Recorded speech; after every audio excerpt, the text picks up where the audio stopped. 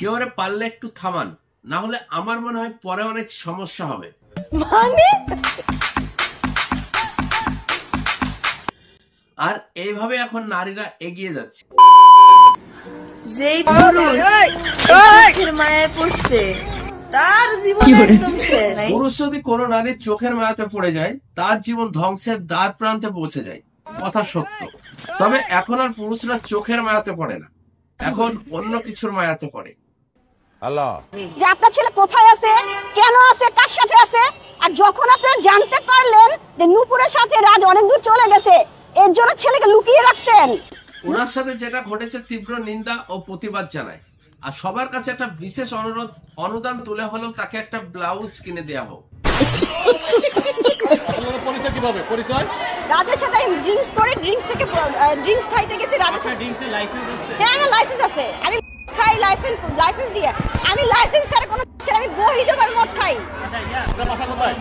সাংবাদিক গুলার অন্তত একটু সচেতন হওয়া উচিত, বোঝা উচিত এগুলো বাতিল জিনিস, এগুলো নিয়ে এত উৎপাত কিসে।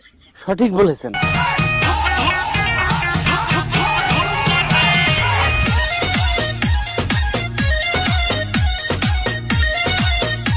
গাইস, জমিতে বেশি বেগুন চাষ করলে দুর্বল জমিও এমন স্বাবলম্বী হয়ে ওঠে।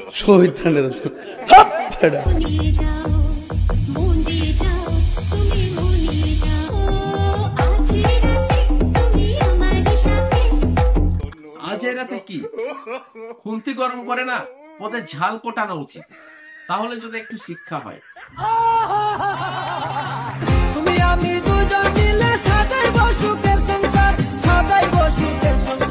বউ নিয়ে যারা ব্যবসা করে তারা আবার কিসের সংসার সাজাবে বুঝলাম না। গাইস, তোমাদের জানা থাকলে একটু কমেন্ট করো। আমার মনের ইচ্ছা, আমার তো মাঝে মাঝে ইচ্ছা হয় যে আমি একসাথে 4টা বিয়ে করব। এ কোনো সাধারণ মেয়ে নয়, এর ধৈর্য অনেক। 1টা 2টো 3টে 4টে আছে তো 4টে ক্লাস। কথা কি ক্লিয়ার না ভেজাল আছে? ঠোঁটটা সার্জারি করছি ঈদুল আজহা উপলক্ষে। সো সবাই জানান আমার লিপসটা কেমন হয়েছে, সুন্দর হয়েছে না, ফ্লাফি হয়েছে না। জল হস্তি দেখেন নাই, জল হস্তি ওটার মতোই লাগছে, সত্যি কথা। টাকা খরচ করে ঠোঁটটা ফিল্টার করে এসেছি, সাথে নাকটাও।